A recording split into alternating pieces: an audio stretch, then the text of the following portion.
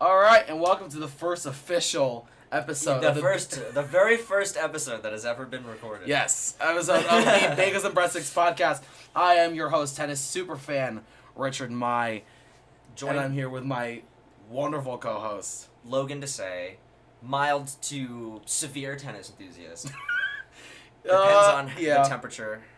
I mean, honestly, like, if you are listening to this channel, you will hear my voice more times than you need to, more times than anyone needs to, honestly. But I digress. But we're here to talk about the one thing that Logan and I will not shut the hell up about: tennis. Yes. Like, we literally just had like a half-hour conversation. We did, yeah, before this freaking about like rackets. Yeah. Really great. But we have a lot to get into this week. Yeah. We could talk about rackets a different time. Yeah. I think that. No, that's yeah. I have a plan with that one. I'll tell you about that later. But we have so much to get through with this U.S. Open. What a tournament! Let's just talk about like overall. How did you feel? I thought it was a fantastic tournament with really great matches, really great upsets, exciting matches throughout. Oh my god! And two fantastic champions. I agree 100%. Like it was, like, oh my goodness, it was so exciting. I think because we got like a more refreshing like roster for like the semis and the quarters, and I told you about this, but my dad and his friend, they texted me that we have a bunch of what was the word? He said like basically no name players. And I was like, do you pay attention? Like these two Ruud and Alcaraz have actually been having like a really great year. Yeah. And a really great time. And I think that this was a very like well-deserved climax, I think, for both of them. And I'm excited that it got there. I think that I was very happy for the both of them. And if you want to talk about the other half. Yeah. Mean the women's side? Yes. I feel like you would like to talk about them in particular. I mean, probably. But I mean, first off, I mean, I think I've been saying it for a while now. I think that this was the best chance that the next gen was going to get for a little while now to get their hands on some real serious hardware, and it proved to be so. You had Rafa, who was just coming off of an injury after Wimbledon, and then you had Novak, who, due to COVID guidelines, wasn't going to make it.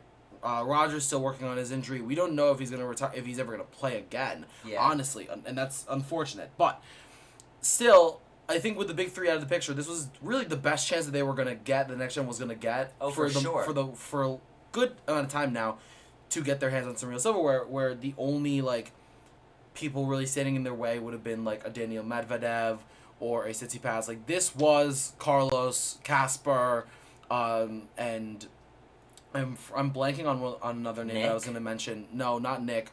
Next gen player. Felix.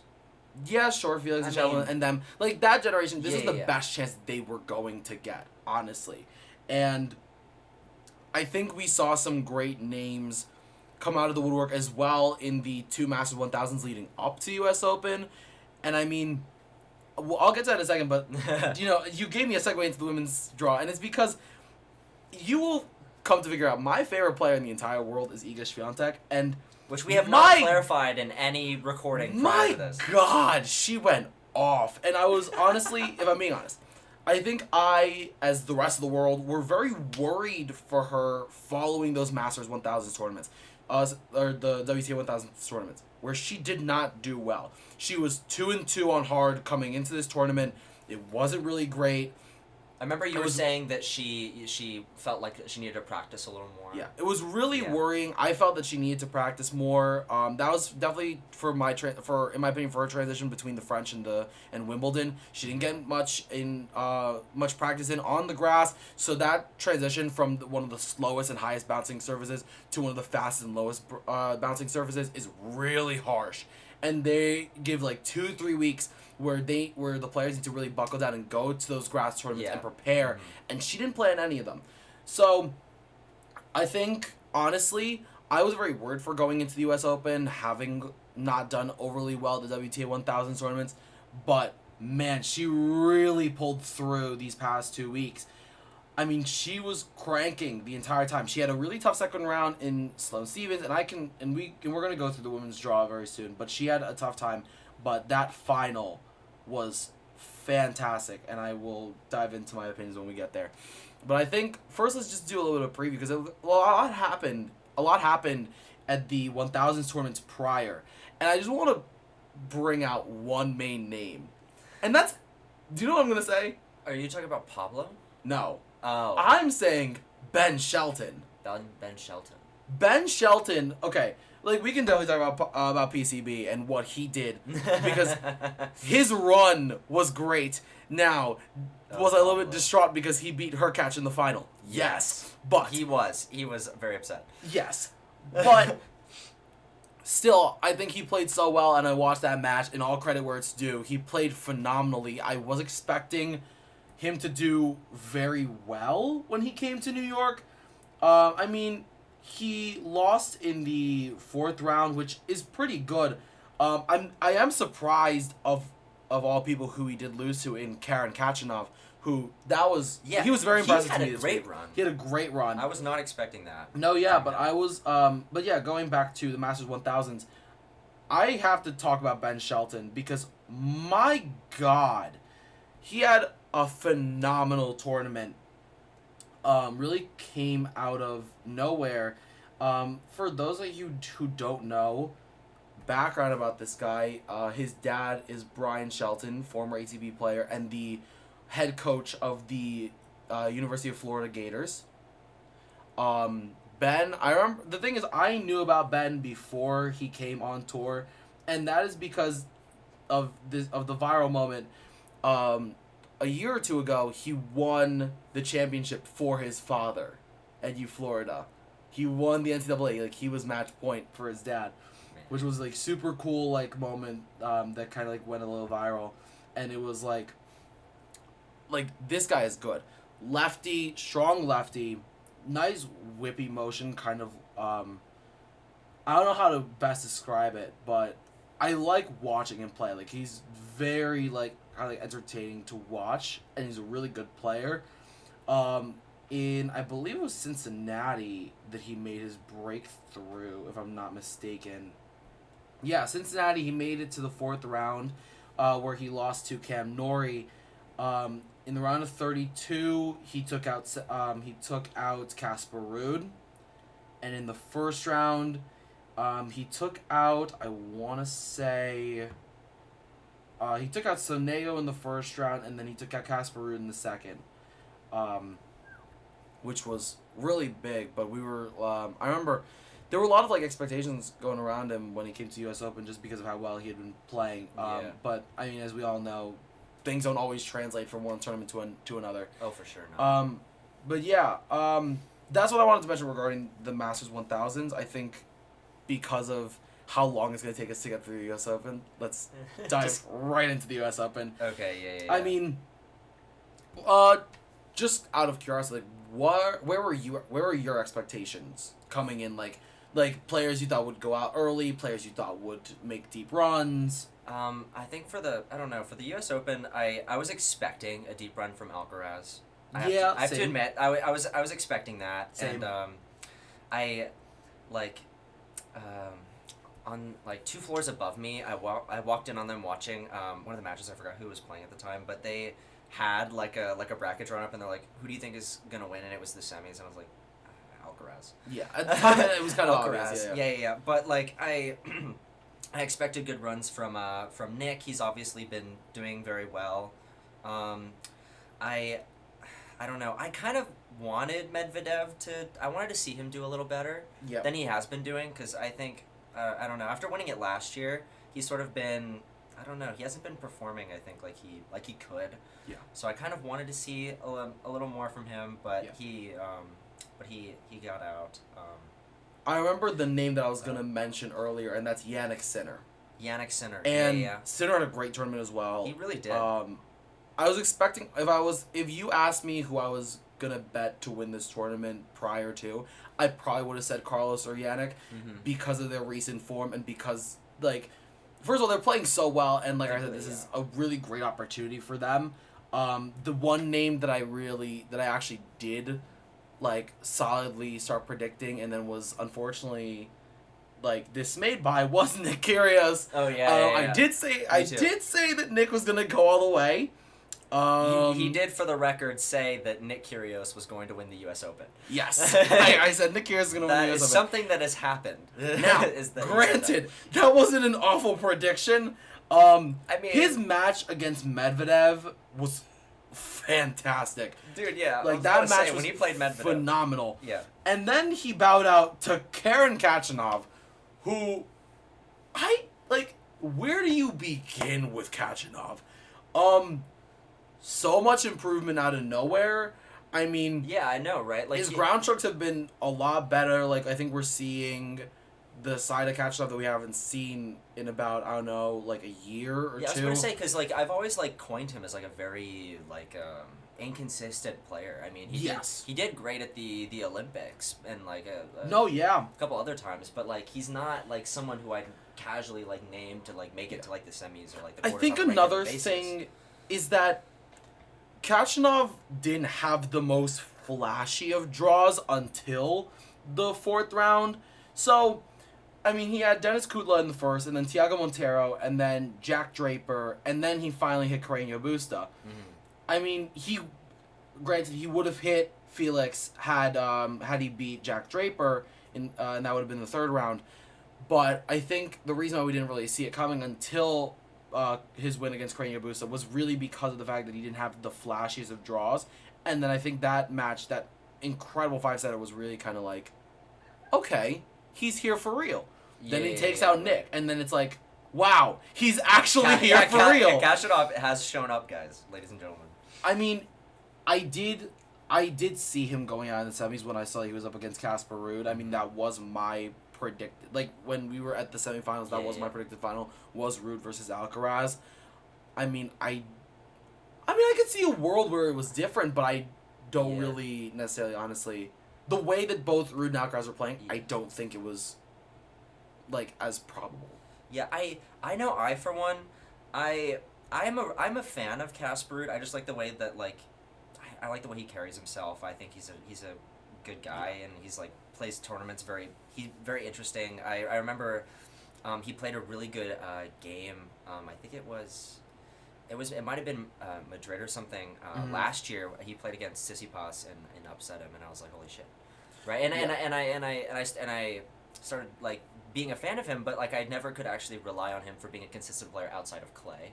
No, that's fair. And this is a really good sign, honestly. I know, and even though, like, even coming into this tournament, I wasn't, because I still think he's getting consistent, but, like, I couldn't necessarily see him making it past the semis, I think. Yeah. But, you know, I mean, he had a great run at the French Open, you know, and I guess it's possible, and I'm happy that it's possible that he can be here, because I want that for him.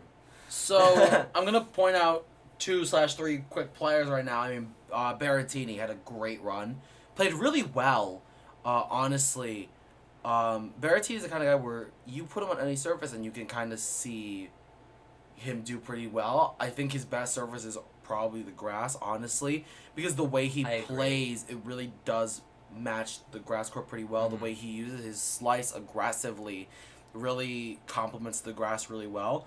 But a player that I will point out that really disappointed me was Taylor Fritz, who goes out to Brandon Holt, who, if y'all don't know, Brandon Holt's mother is Tracy Austin, who is, I believe, the youngest female U.S. Open winner. If I'm not mistaken, he is a USC, University of South California product. Not a love product. I mean, yeah, he played for them, and he was always really good there. But he, honestly, that surprised me. It did surprise me. The way Fritz has been playing recently, I really thought. I was just thinking of the match he had with Nadal. Dude, that was insane. That was such a good set. I expected a little more from Fritz, but honestly, Brandon played insane. I watched that match. He played so well. Like, did a really good job at countering Fritz's game, which is sometimes tough to do. I mean, in all fairness, everybody has off days. But I think that the final, and even going as to the quarterfinal, was a really, really great indicator that like the sport is going in the right direction. I think after so many years of domination, it's time for the big three to start to step down. Rafa is notorious for being plagued with injuries. Roger, honestly, when he comes back, I expect him to retire Wimbledon. I think that's fair. Yeah, he's literally and just then sitting out for the grass season. Novak's the only one that I really think will continue to dominate. I think he's absolutely nuts. His athletic ability at his age. And I mean this in the most serious way possible. I will say it right now. My prediction is that by the end of all of their careers, Novak Djokovic will be statistically the greatest of all time. Yeah. I think he'll have the most majors. I believe he currently has already the most weeks at number one. He has every single Masters 1000s title. He's a freak of nature. He's a beast. I know, and he's won like more across the board, right? Yes. More slams across the board. Like he's not like specific to like a specific kind of court. Yeah. I mean, if you told me that I'd put my life in the hands of one of the big three and you're not going to tell me what surface they're playing on, I'm going to pick Novak. Yeah. I think 100%. Just his entire game has evolved to a point where it is so difficult to even match him. His return, my opinion, is the best return in the game. The way he steps in and the way that he is able to predict serves really well, I think that's what made the Wimbledon finals so interesting to me was the service games where Nick was serving. Nick Kyrgios is an awesome serve. Nick I forgot the name. I feel really dumb right now. But you're okay. It's very unpredictable and precise. I'm pretty sure it's a pinpoint server. I think it is. I'm not 100% sure, but it's something like that. The idea is just that... Please quote him on that. Please don't. No, the idea is that his serve is very precise. Like you said, very precise, very unreadable. Like, you can't really tell where the serve is going until contact is made, and then you have literally split seconds decisions. And that's what the Wimbledon final came down to, was if Novak could get over that serve. Like, if Novak could get to a point where he could read the serve well enough. The thing is, if Novak had even been broken once, it was going to be difficult for him to come back from. And that's what you saw in that first set that went to 6-4. Nick broke Novak once, and then it was kind of just a straight shot from there. His serves were on point that first set, and they just kept on pushing. And that's what makes it so difficult. And I think with someone with Novak that has such an insane return, he steps into it so well, is so aggressive off the return that not many players are able to do. I think that makes it so much better. Yeah, being aggressive is, I think, really like key. I think, especially in the return, it gets the momentum of the point in your favor. He has insane flexibility. Great ground strokes on both sides. Really good reflexes when he does get pulled up to net. I think he's just a very all-round player. His serve, while not being as difficult as Nick's, is still extremely solid, and it gets him what he needs. He knows how to direction it. He knows when to put different spin or hit it more flat. He knows how to use his serve to his advantage. I hate to derive from the sort of serious, more intellectual tone of our conversation right now. However, have you seen those memes that they made of Novak, where it looks like he's doing the splits and they make him like Spider-Man or he's on the side of the building? He reposted one of those one time and he said, "I love these, keep them coming." And I'm like, no, Novak.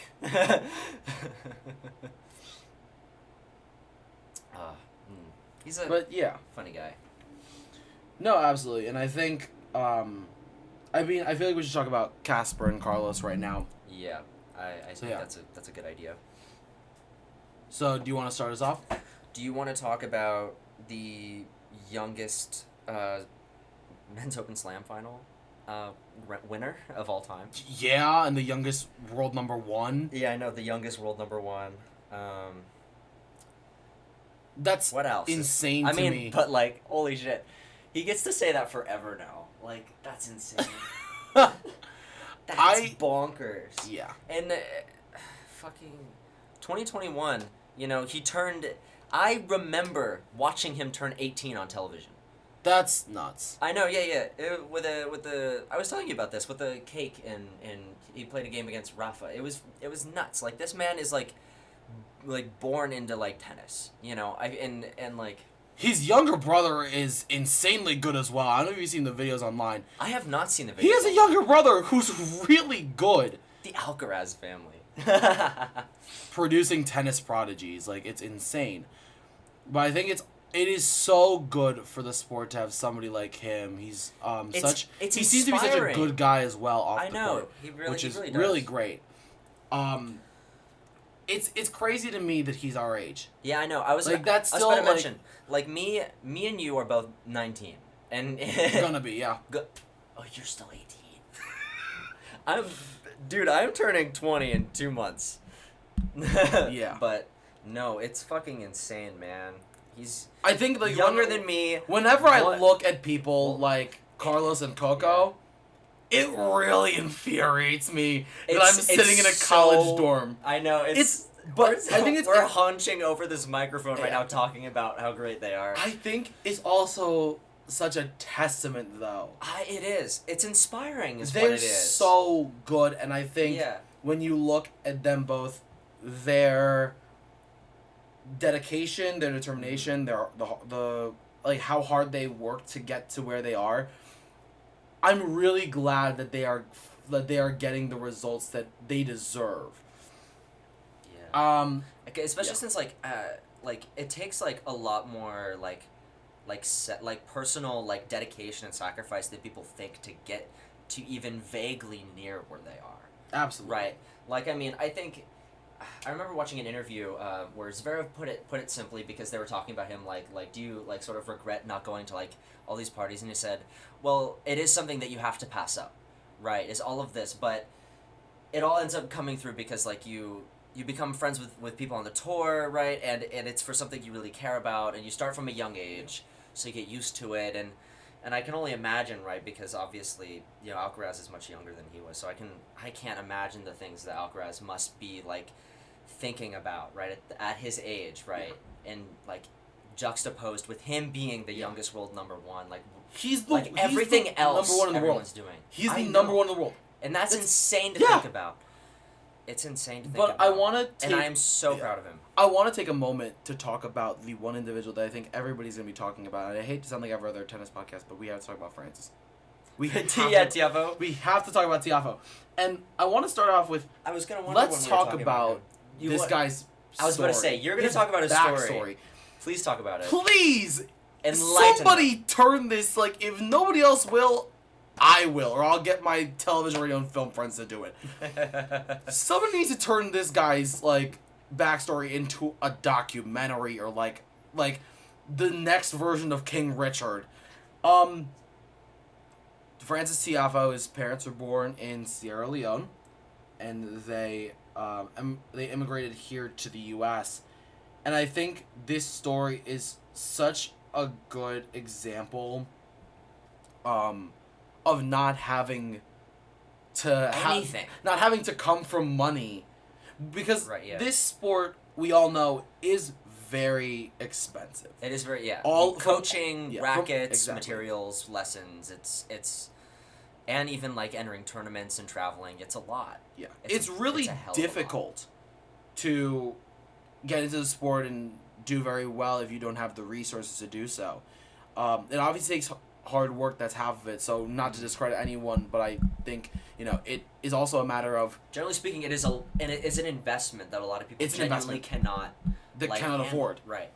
There's so many people that if you think about it, with more resources, and had they come from a wealthier background, or maybe just luck in this case, then they could have gone pro or something like that, but it comes down to not having the resources to take Yeah. more lessons and do all that stuff.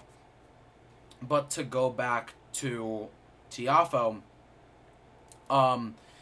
so okay, I don't want to say anything wrong, but yeah, so Tiafo's parents immigrated to the U.S. And his father was working as a day laborer on a construction crew that built the Junior Tennis Champions Center in Maryland. And so when the building was completed, the father was hired on as the custodian, and they were given a spare office to live in. Francis and his brother lived with their father in that office for 5 days a week for the next 11 years. And they took, and so since they were living in a tennis center, they took advantage of that, and they started playing tennis regularly when they were 4. The coincidence alone is insane. Yeah.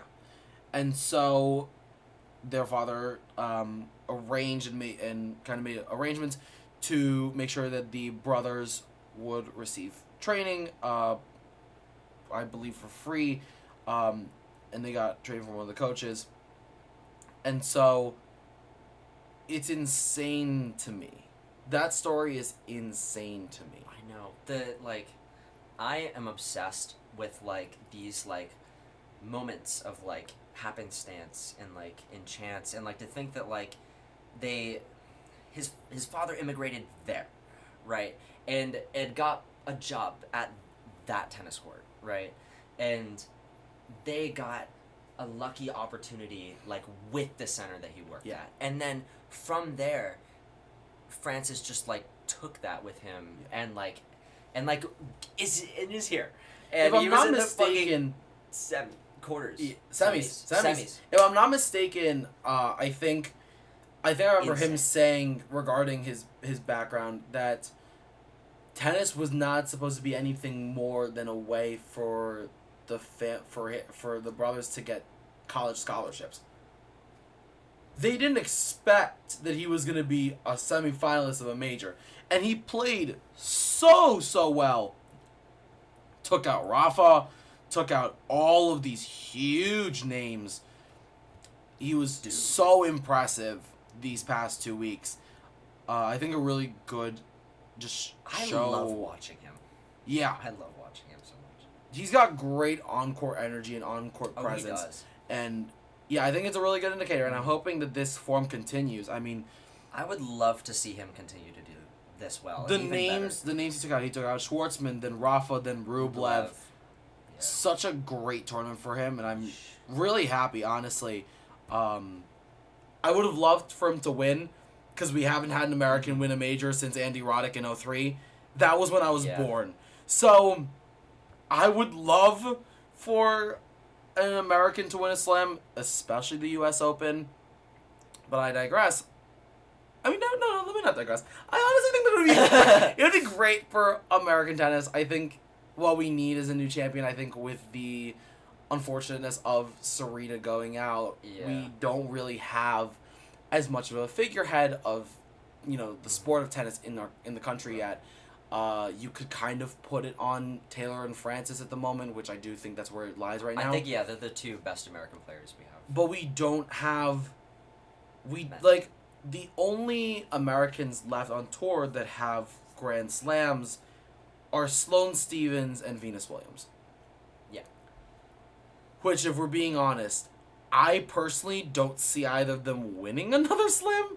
I would agree. I don't either. I think it's wonderful that Venus is still playing. Unfortunately, I don't see her winning another slam. The same goes for Sloane Stephens.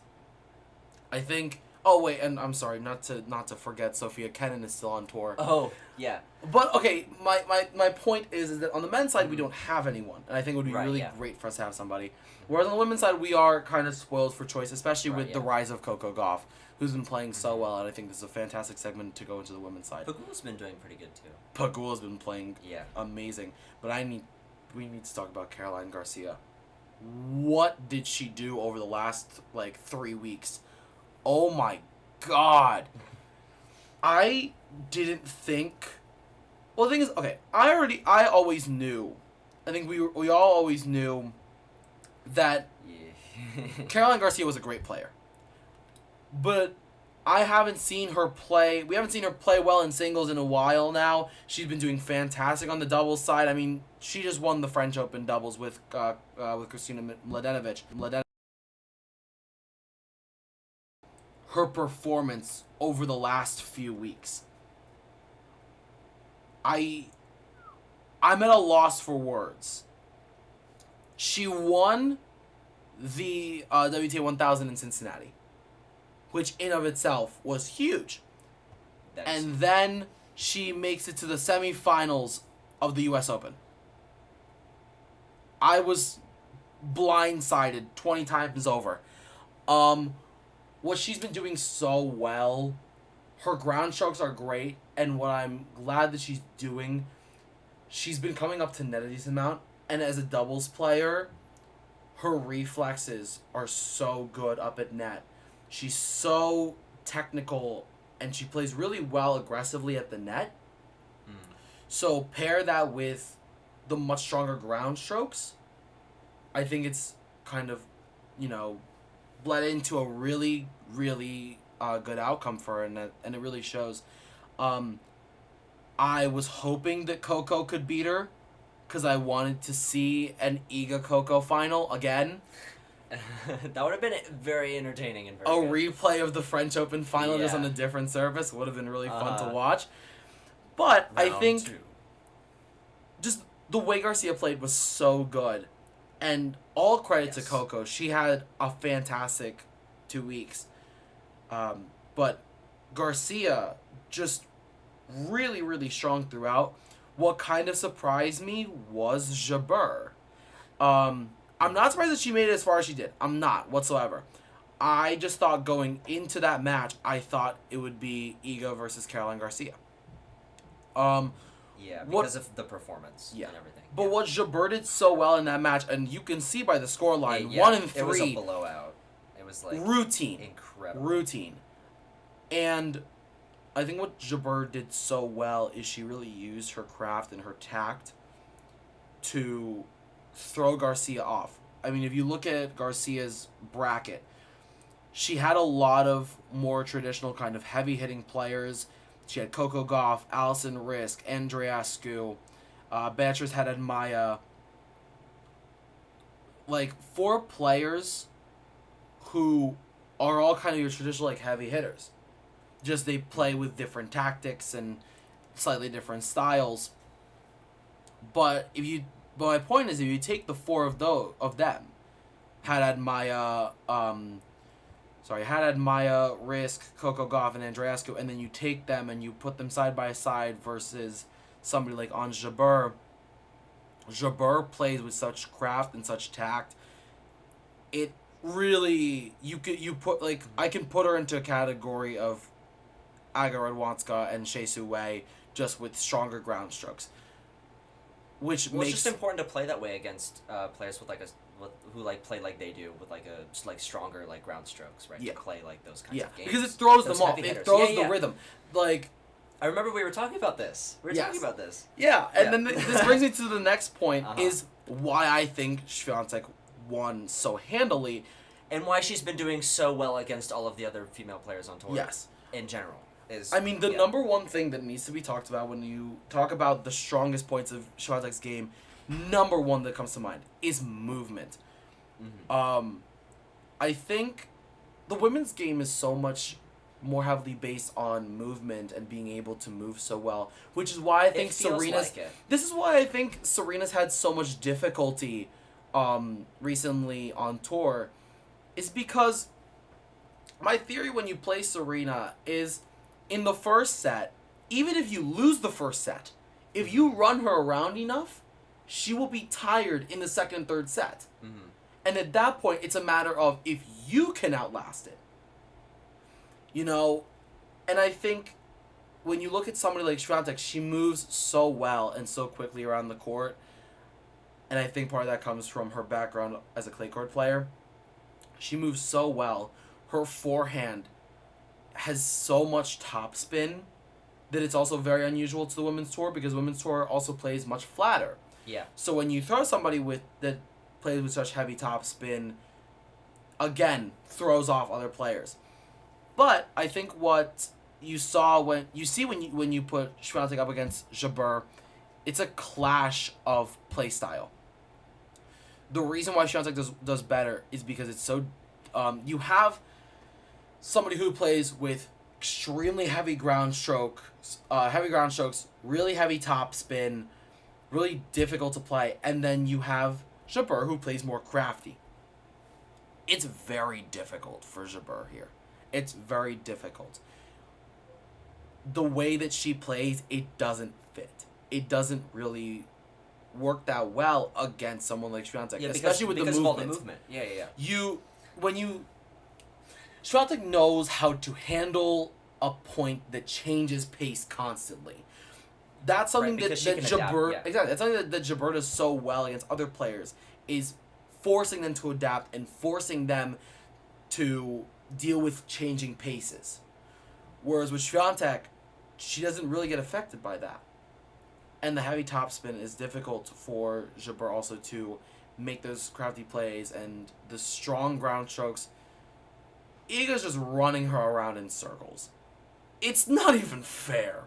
Like, yeah. But at least she brought it to a tiebreaker for the second, so it wasn't like a complete blowout. Although the first set, 6-2. Yeah. I'm gonna talk about. But she did make like a genuine comeback effort, and that was very cool to see. I think when you look at the two, I think these are the two women that are currently, in my opinion, spearheading the women's tour is Iga and Ons, and that makes me really happy. You have two players who are really likable, very humble. Ons is one of the most popular people in the locker room. It's talked about widely about how nice she is, and Iga is so humble and so young. She's 21, which is really great. 21, 3 slam titles. 21 and 19, the ages of our two world number ones, which is insane. Love to hear. Love to see. Yeah. No, it's really great for the sport. Mm-hmm. But I think to have these two women spearheading, I don't think there are. And then, I'm sorry, let me add one more name. Let me add Coco Gauff on there. Yeah. 3 players, super likable, super and she's humble. also incredibly young. Yes. And I'm honestly really happy saying those names. I think that it's a great place for the women's game to be. And I think we're going to see some really great rivalries come out of that. I mean, we're already seeing one form on both ends. So I think it's really great, honestly. I'm really happy that those 3 are spearheading it. I think they all play really great games in their own right. And they all play different games.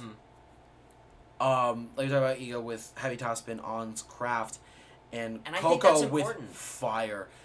That's so important that they have that these different games, I think, as well, because I think going back to what we were talking about earlier, we were talking about this a little bit last time, that it was kind of like a meta for the longest time, that we have these League of Heavy Hitters, because originally they came and we didn't know how to deal with that, right? But then sort of now it's kind of fading. Instead of going into this other kind of meta, it's we're getting these diverse play styles. Yeah, which is really nice, I think that's also very good for the sport. I feel like that will make everybody better as a whole playing these players. And I compared Jabeur a few minutes ago to the player that I will say is the reason why I started playing tennis, and that is Aga Radwanska.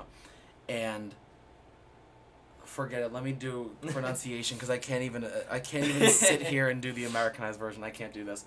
I think what's so much better about Ons than Radwanska is that Aga played really well. She was very good with mobility, very quick. She was like a wall, many players have been quoted saying.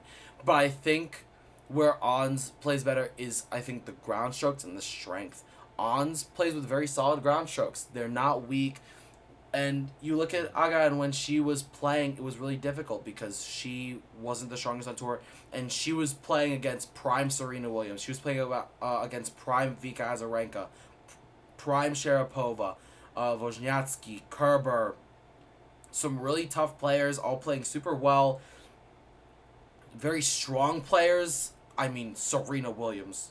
We can't even.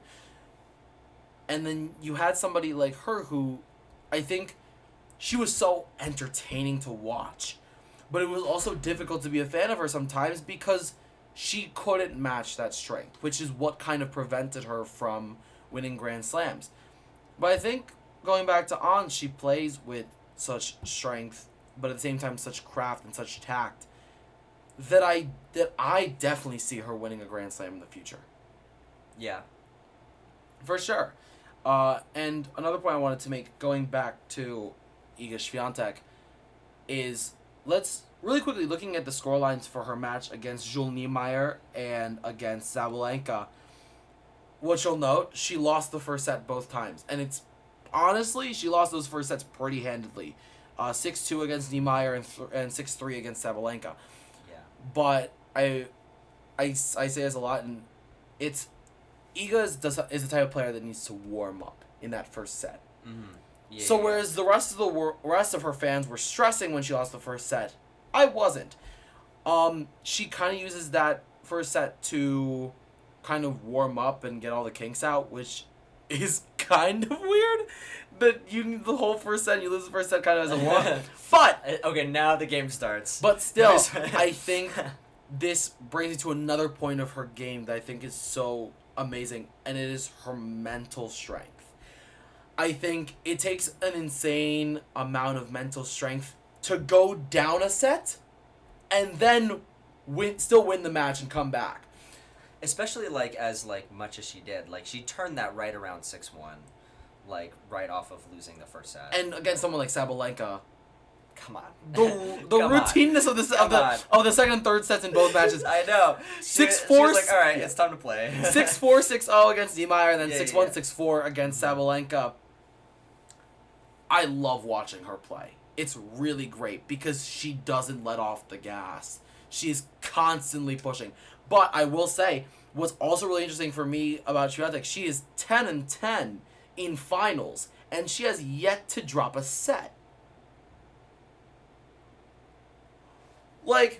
I think it's... I'm loving this. Honestly, we are currently living in the era of Iga, and I'm really loving it. And I'm really happy that she has this US Open win. I think she talked about how this was such a confidence boost for her, especially she even mentioned, how she hasn't been doing the best at the two Masters 1000s.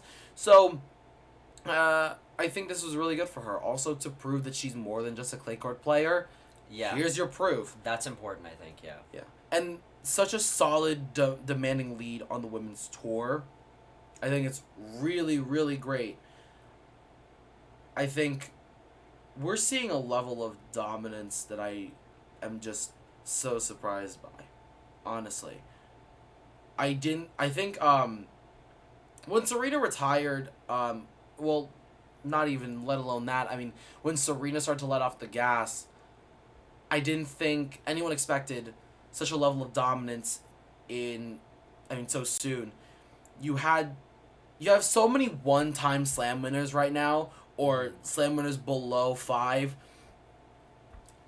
in Halep and Kerber, Barty, and then you get to the one-timers.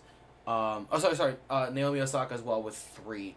But the one-timers, Sophia Kenin, Bianca Andreescu, all these players that have their grand Emma Raducanu, that have their slam, and not to say that they've let off because they're still playing. I was about to say, because they're still playing well. But it feels like they're not quite there. Exactly. When I name those 3 players that I feel are commanding the women's tour right now, Swiatek, Jabeur, and Coco Gauff, only Iga has a Grand Slam.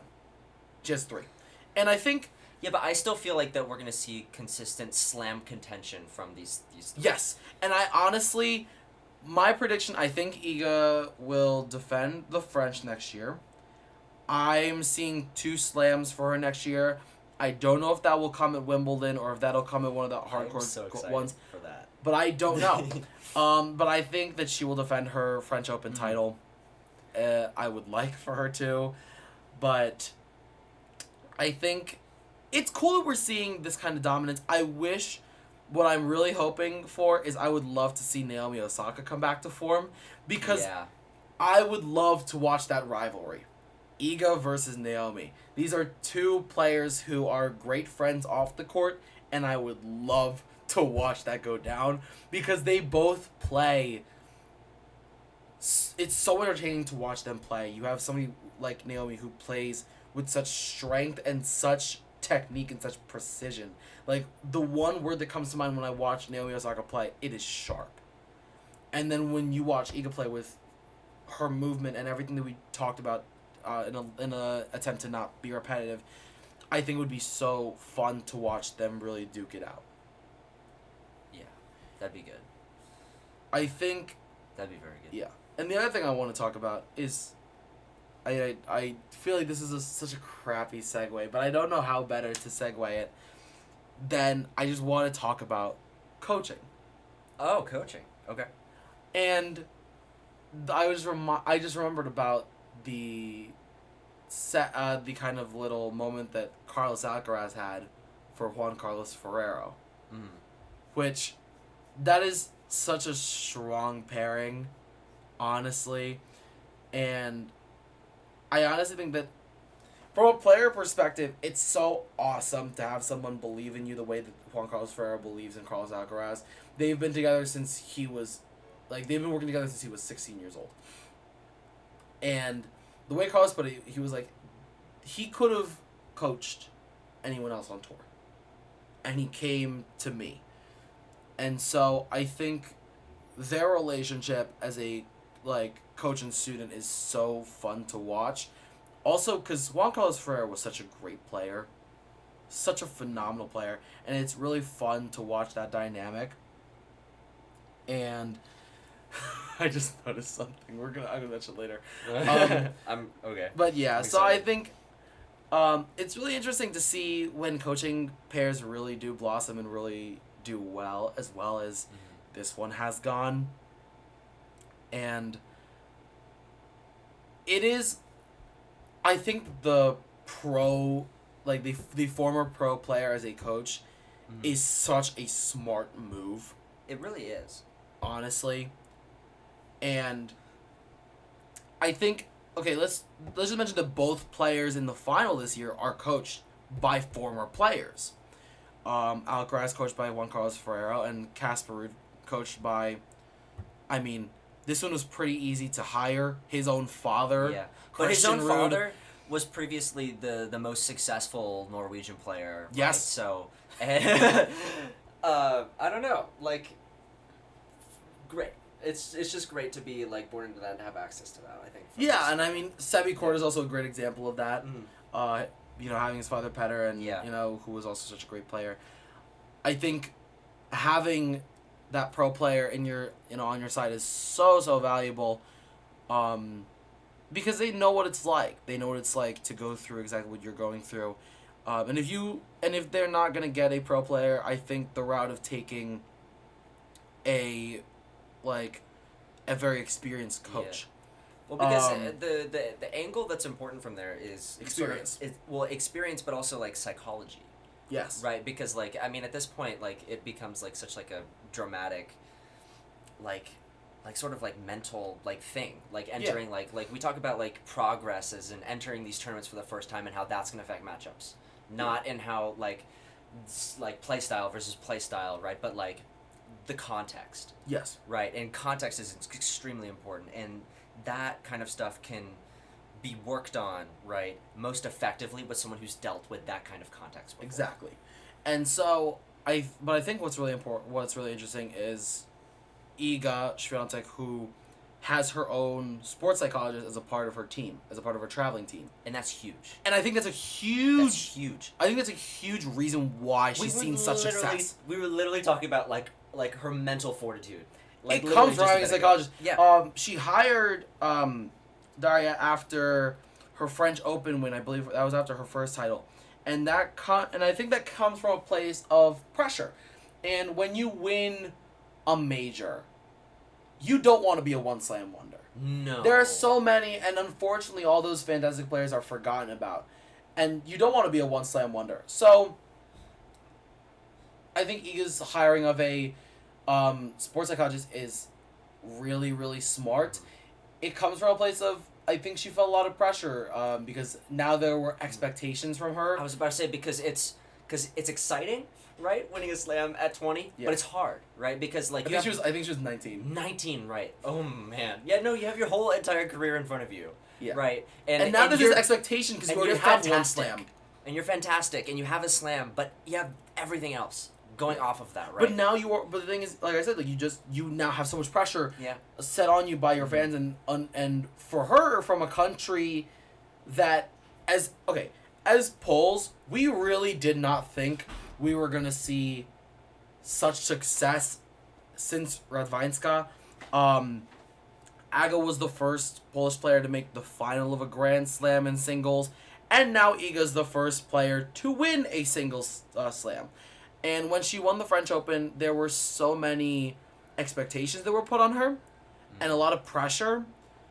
So I think she hires the psychologist to kind of help her deal with the pressure. And as any normal person, when we put too much pressure on ourselves, we can tend to buckle.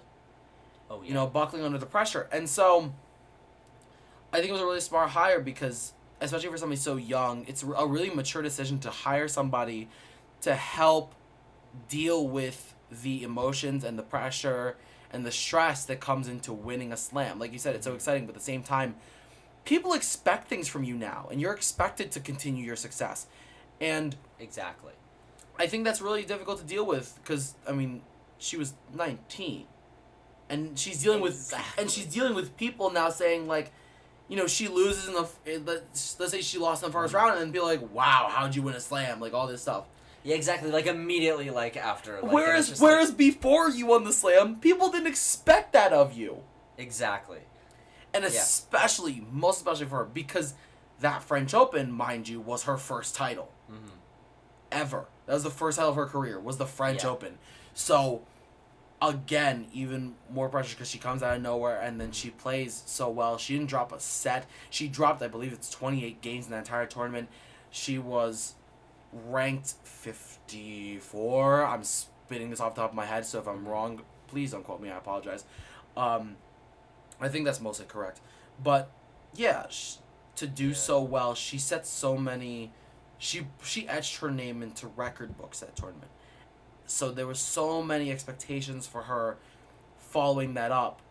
And then and then this year, that 37 match win streak, all of the things that she achieved this year, I think it was so gratifying and so good for her. Mm-hmm. But to go back to the coaching, she had a great coaching hire, honestly.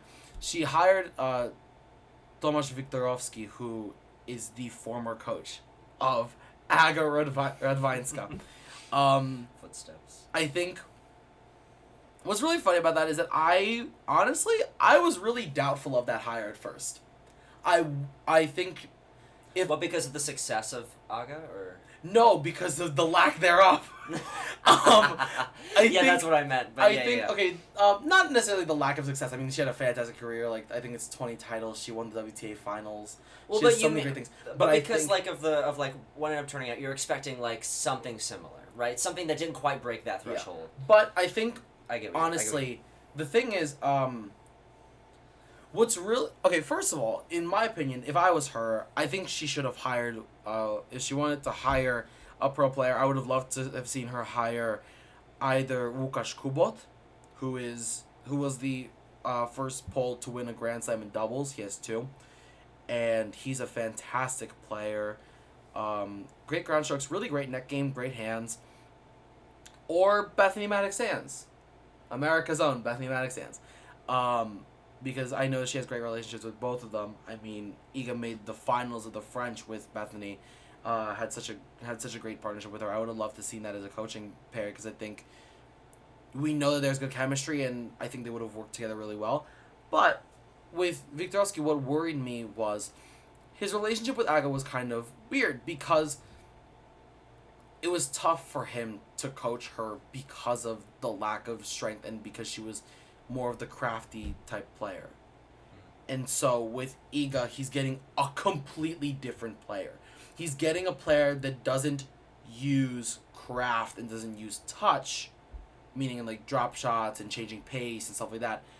Whereas she uses more top spin, heavy hitting, control. And I think that's what makes this partnership actually work. Is because he can really work with Iga well. He's also working with Iga from a pretty young age, so he can kind of help formulate and help her go through the process.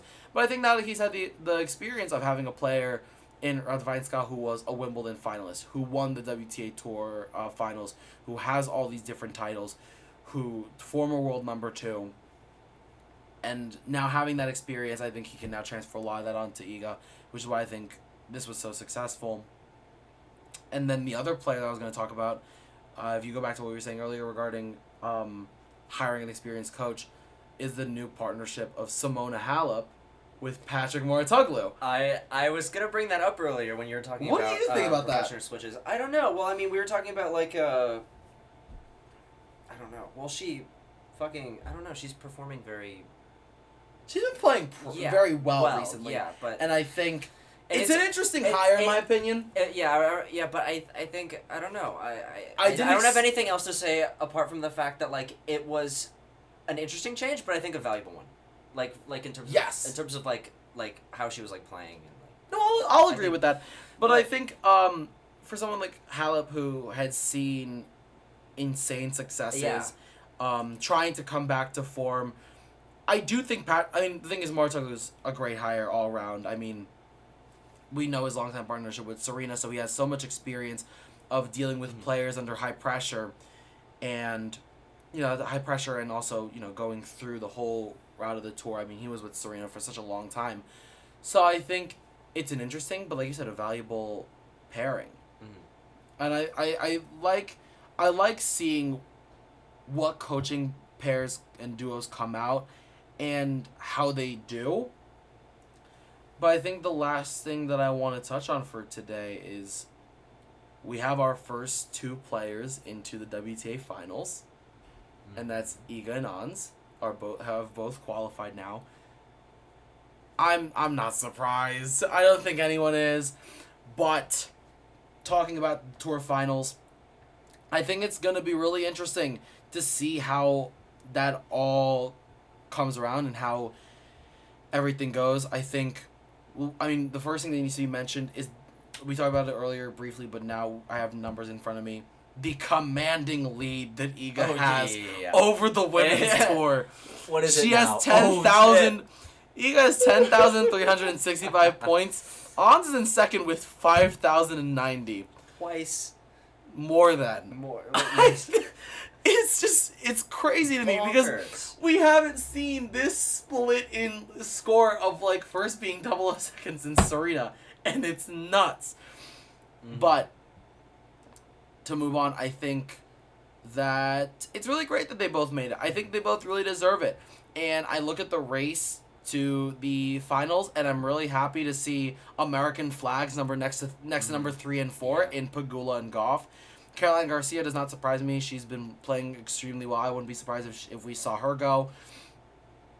Sabalenka, a little bit surprising to me, and that's just because she strikes me as the kind of player that can be wishy-washy, that can just kind of come in and come out and do well one tournament, go out in the next. I've seen her do that. And so, I think it's hard to kind of guess who's going to make that final run. I think those next 3 players in the current 3, 4, and 5 spots in Pegula, Goff, and Garcia, I think we're going to see them at the finals for sure. I'd honestly be quite surprised if we didn't. Yeah. But I mean, things can always change. I will say I don't think they will in this case. Well, it's interesting. It's interesting. I think it's great sort of being stuck between the security of like having these like players that represent this like threshold of positioning, right? Yeah. Of having okay, you can pretty much guarantee that this handful of people will be here. I feel like that kind of security is great for players that aren't there, because it gives them like these very defined like obstacles and like sort of like entry points. Yeah, so you can kind of try to figure out how do you tackle Yeah. those players. At the same time, there's like this like, and again, I know that this is not a necessarily important overarching issue, but viewers, I think, love to see recurring faces. Yeah. And I think that if anything, that this will like, I think people are gonna love seeing these repeating faces in the WTA. I think I know I will. Yeah. I agree, but I also think that I think we have a really good mixture on both tours right now.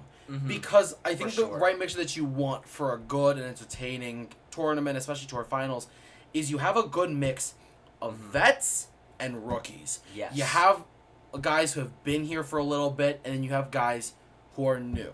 Mm-hmm. And kind of fresh faces, so to speak. And they can play with each other.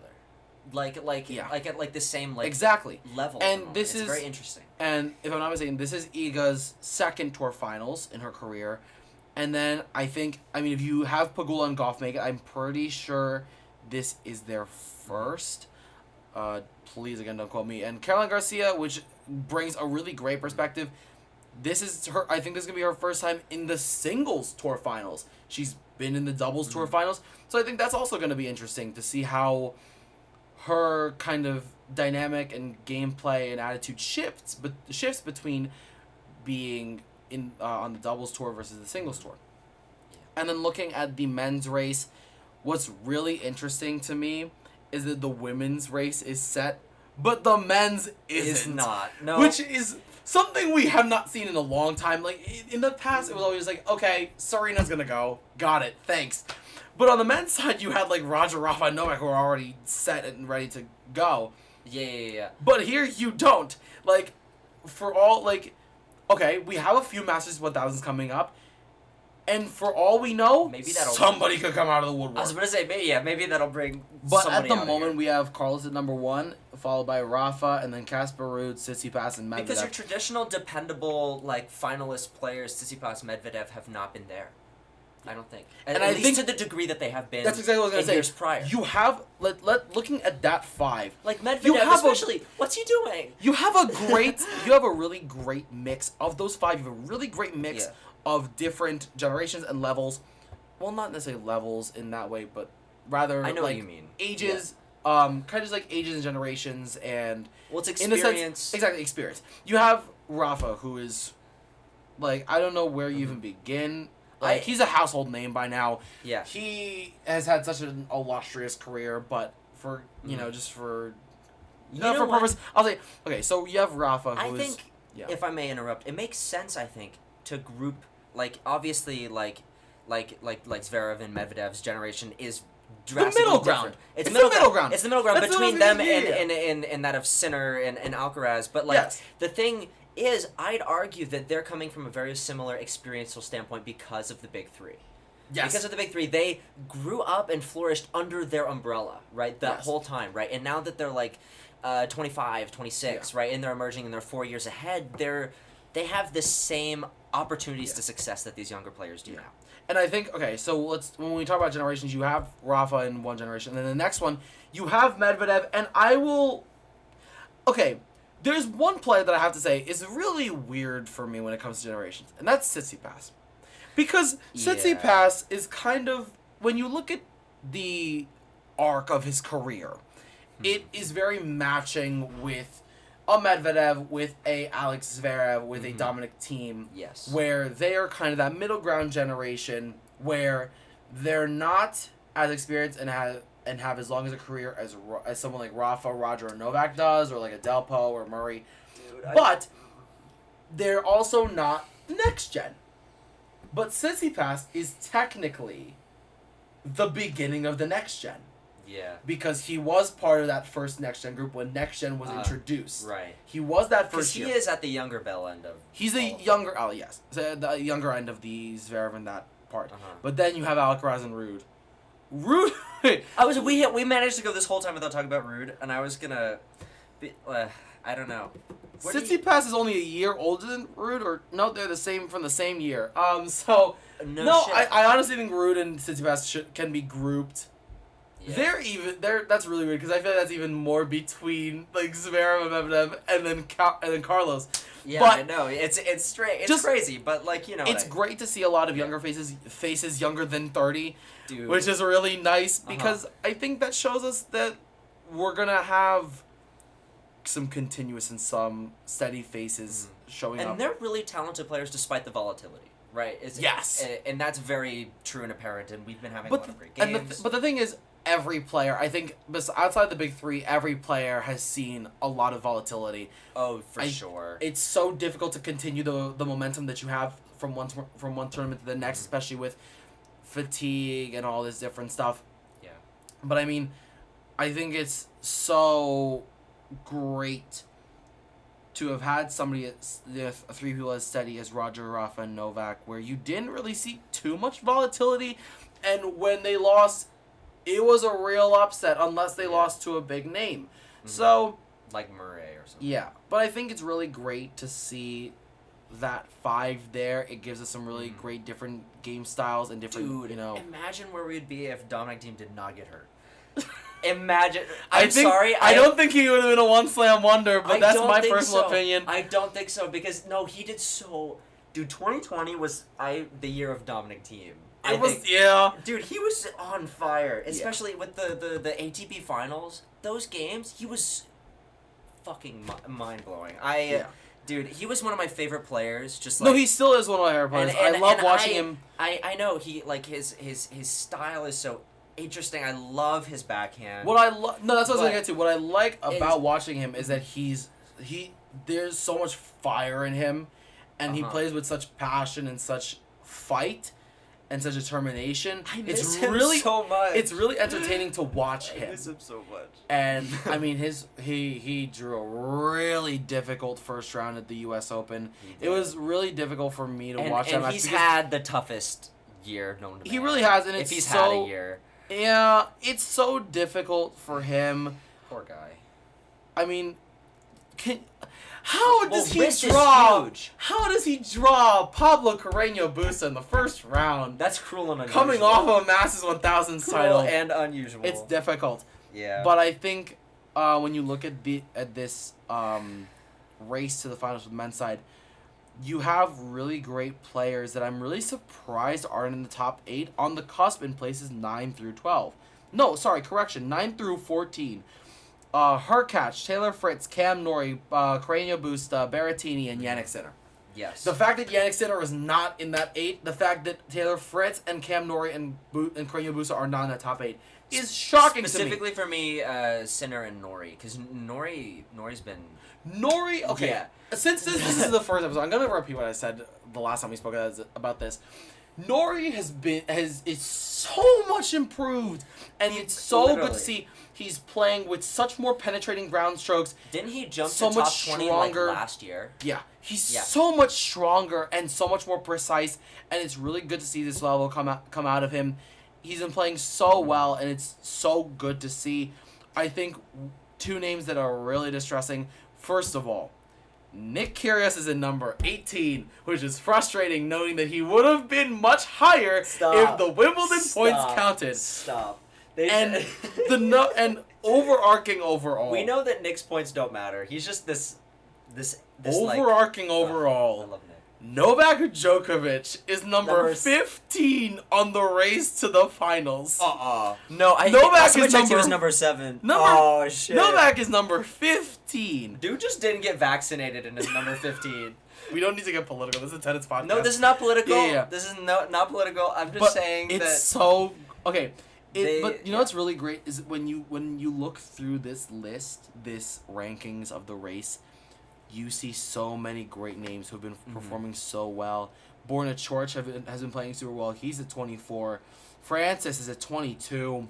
Dude, I'm excited to see him break 20. Yeah, you're seeing some really great names come through, and this is the race. So it's honestly just a matter of who's gonna continue. And I think I wouldn't be surprised if Francis was able to work his way up, because between him at number 22, he has 1,565 points. And number 8, Zverev, has 2,700. It is completely possible for him to make that race. So, I think the men's side is gonna be really interesting, and it's really great to see so many people in contention. I know. And I think that really comes and that comes out of one place, and that comes out of the big three not being there. So there's a way. So it's not a race for fifth place. It's a race for first, which is Yes. really nice to see. I know. We haven't really seen it on the men's side. It's really been a battle between the big three, and it's so great to see so many new names. The only big three member in the top 8 is Rafa at 2. And I'm interested. And I'm interested because I know that Alcaraz is phenomenal and that he's going to continue to be performing at this extremely high level. But I am conscious of the fact that this gap I don't believe is nearly as high as it is in the women's side. So Yes. it's going to be interesting to see him have to fight to keep that. And I'm excited for that. I think he will No, have absolutely. to fight to keep that. I think it's gonna be. I Definitely think it's fight. gonna be really fun to watch Yeah. him. But that is all the time we have for today. Yes. Next week we're talking. I'm pretty sure we're talking Davis Cup. We've got the Davis Cup coming up, and The cup. this is gonna be really exciting and really interesting. And so we're gonna say that for next week. So thank you all for listening, and we'll see you next week.